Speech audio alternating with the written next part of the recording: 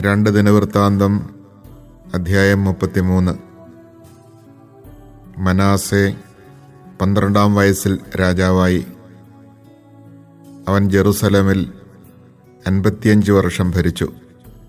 Israel ജനത്തിൻ്റെ മുമ്പിൽ നിന്ന് കർത്താവ് തുരത്തിയ ജനതകളുടെ മ്ലേച്ഛാചാരങ്ങൾ അനുകരിച്ച് അവൻ അവിടുത്തെ സന്നിധിയിൽ തിന്മ പ്രവർത്തിച്ചു. തൻ്റെ പിതാവായ ഹെസക്കിയ നശിപ്പിച്ച പൂജാഗിരികൾ അവൻ പുതുക്കിപ്പണിതു. ബാലിന് ബലിപീഠങ്ങൾ നിർമ്മിച്ചു, അക്ഷേര പ്രതിഷ്ഠകൾ സ്ഥാപിച്ചു, ആകാശഗോളങ്ങളെ സേവിക്കുകയും ആരാധിക്കുകയും ചെയ്തു. ജെറുസലേമിൽ എൻ്റെ നാമം എന്നേക്കും വസിക്കുമെന്ന് ഏതാലയത്തെക്കുറിച്ച് കർത്താവ് അരുളിച്ചെയ്തിരുന്നുവോ ആ ആലയത്തിൽ അവൻ ബലിപീഠങ്ങൾ നിർമ്മിച്ചു. ദേവാലയത്തിൻ്റെ 2 അങ്കണങ്ങളിലും അവൻ ആകാശഗോളങ്ങൾക്ക് ബലിപീഠങ്ങൾ പണിതു. സ്വന്തം പുത്രന്മാരെ അവൻ ബെൻഹിന്നോൻ താഴ്വരയിൽ ഹോമിച്ചു. ജ്യോത്സ്യം, ആഭിചാരം, ശകുനം എന്നിവ സ്വീകരിക്കുകയും പ്രേതാവിഷ്ടരുടെയും മന്ത്രവാദികളുടെയും ഉപദേശം ആരായുകയും ചെയ്തു. കർത്താവിൻ്റെ മുൻപിൽ തിന്മ പ്രവർത്തിച്ച് അവിടുത്തെ പ്രകോപിപ്പിച്ചു. താനുണ്ടാക്കിയ വിഗ്രഹം അവൻ ദേവാലയത്തിൽ പ്രതിഷ്ഠിച്ചു.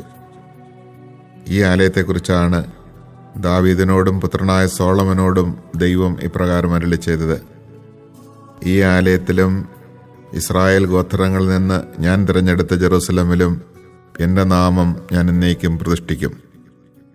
മോശ വഴി ഞാൻ നൽകിയ നിയമങ്ങളും കൽപ്പനകളും ചട്ടങ്ങളും ശ്രദ്ധാപൂർവം പാലിച്ചാൽ നിങ്ങളുടെ പിതാക്കന്മാർക്ക് ഞാൻ നൽകിയ ദേശത്ത് നിന്ന് ഇസ്രായേലിൻ്റെ പാദം ഞാൻ ഒരിക്കലും ഇളക്കുകയില്ല.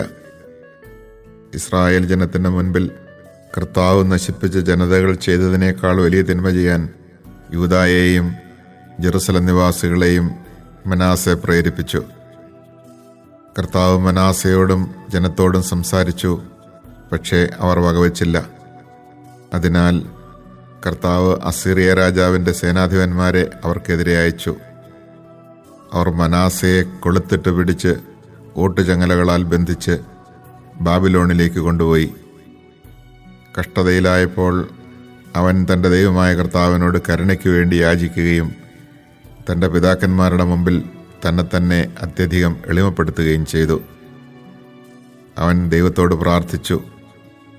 അവിടുന്ന് പ്രാർത്ഥന കേട്ട് മനാസയെ അവൻ്റെ രാജ്യത്തേക്ക് ജെറുസലേമിലേക്ക് തിരികെ കൊണ്ടുവന്നു. കർത്താവാണ് ദൈവമെന്ന് അപ്പോൾ അവൻ മനസ്സിലാക്കി. അതിനുശേഷം അവൻ ദാവീദിൻ്റെ നഗരത്തിന് ഒരു പുറം മതിൽ പണിതു.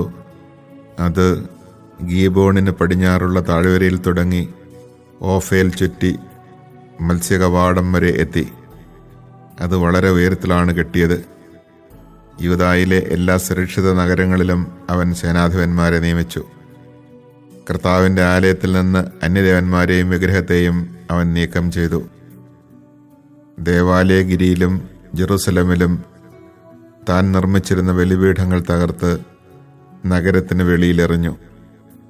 അവൻ കർത്താവിൻ്റെ ബലിപീഠം വീണ്ടും പ്രതിഷ്ഠിക്കുകയും അതിൽ സമാധാന ബലികളും കൃതജ്ഞതാബലികളും അർപ്പിക്കുകയും ചെയ്തു. കർത്താവിനെ സേവിക്കാൻ യൂദായോട് കൽപ്പിച്ചു. എങ്കിലും ജനം പൂജാഗിരികളിൽ ബലിയർപ്പണം തുടർന്നു. എന്നാൽ അത് തങ്ങളുടെ ദൈവമായ കർത്താവിനായിരുന്നു. മനാസയുടെ ഇതര പ്രവർത്തനങ്ങളും അവൻ ദൈവത്തോട് ചെയ്ത പ്രാർത്ഥനയും ഇസ്രായേലിന് ദൈവമായ കർത്താവിൻ്റെ നാമത്തിൽ അവനോട് സംസാരിച്ച ദീർഘദർശിയുടെ വാക്കുകളും ഇസ്രായേൽ രാജാക്കന്മാരുടെ ദിനവൃത്താന്തത്തിൽ എഴുതപ്പെട്ടിരിക്കുന്നു. അവൻ്റെ പ്രാർത്ഥനയും ദൈവം അത് കേട്ട വിധവും തന്നെ എളിമപ്പെടുത്തുന്നതിന് മുൻപ് അവൻ ചെയ്ത പാപവും കാണിച്ച അവിശ്വസ്തതയും അവൻ പൂജാഗിരികൾ നിർമ്മിക്കുകയും അക്ഷേര പ്രതിഷ്ഠകളും വിഗ്രഹങ്ങളും സ്ഥാപിക്കുകയും ചെയ്ത സ്ഥലങ്ങളും ദീർഘദർശികളുടെ ദിനവൃത്താന്തത്തിൽ രേഖപ്പെടുത്തിയിട്ടുണ്ട്. മനാസെ പിതാക്കന്മാരോട് ചേർന്നു സ്വഭവനത്തിൽ സംസ്കരിക്കപ്പെട്ടു. പുത്രൻ ആമോൻ സിംഹാസനാരോഹണം ചെയ്തു. ഭരണം ആരംഭിച്ചപ്പോൾ ആമോന് 22 വയസ്സായിരുന്നു. അവൻ 2 വർഷം ജെറുസലേമിൽ വാണു. പിതാവായ മനാസയെപ്പോലെ അവനും കർത്താവിൻ്റെ മുൻപിൽ തിന്മ പ്രവർത്തിച്ചു. തൻ്റെ പിതാവ് നിർമ്മിച്ച വിഗ്രഹങ്ങൾക്ക് അവൻ ബലിയർപ്പിക്കുകയും അവയെ സേവിക്കുകയും ചെയ്തു. എന്നാൽ പിതാവിനെ പോലെ അവൻ കർത്താവിൻ്റെ മുൻപിൽ തന്നെ എളിമപ്പെടുത്തിയില്ല.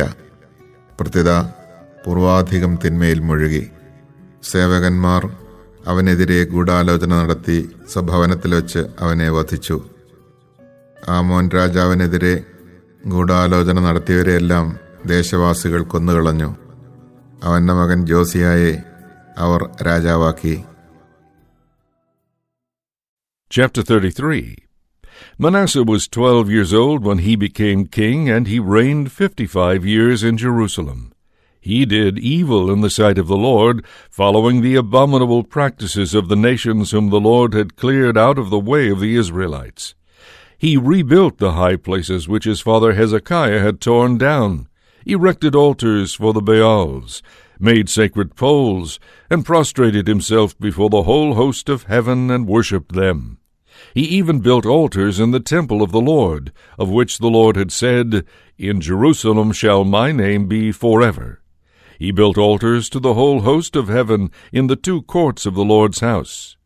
It was he, too, who immolated his sons by fire in the valley of Ben Hinnom. He practiced augury, divination, and magic, and appointed necromancers and diviners of spirits, so that he provoked the Lord with the great evil that he did in his sight. He placed an idol that he had carved in the house of God, of which God had said to David and his son Solomon, "In this house and in Jerusalem, which I have chosen from all the tribes of Israel, I shall place my name forever. I will not again allow Israel's feet to leave the land which I assigned to your fathers, provided they are careful to observe all that I commanded them, keeping the whole law and the statutes and the ordinances given by Moses." Manasseh misled Judah and the inhabitants of Jerusalem into doing even greater evil than the nations which the Lord had destroyed at the coming of the Israelites. The Lord spoke to Manasseh and his people, but they paid no attention. Therefore the Lord brought against them the army commanders of the Assyrian king. They took Manasseh with hooks, shackled him with chains, and transported him to Babylon.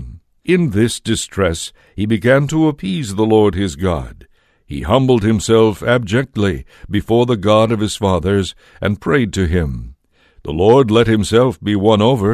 He heard his prayer, and restored him to his kingdom in Jerusalem. Then Manasseh understood that the Lord is indeed God. Afterward he built an outer wall for the city of David to the west of Gihon in the valley, extending to the fish gate and encircling Ophel. He built it very high. He stationed army officers in all the fortified cities of Judah.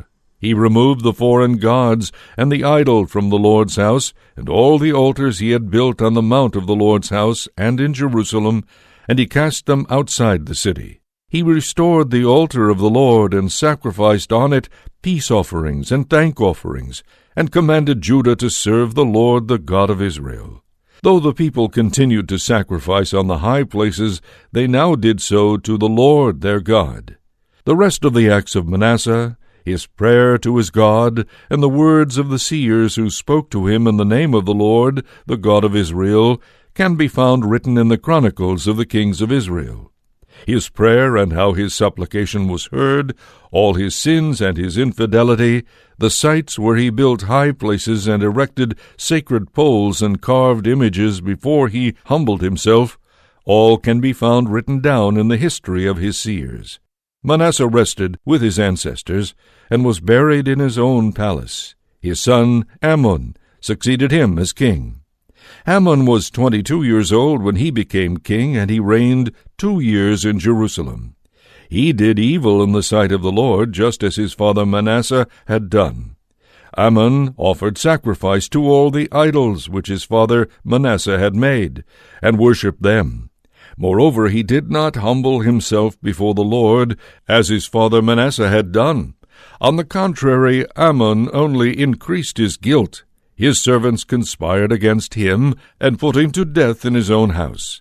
But the people of the land slew all those who had conspired against King Amon, and then they, the people of the land, made his son Josiah king in his stead.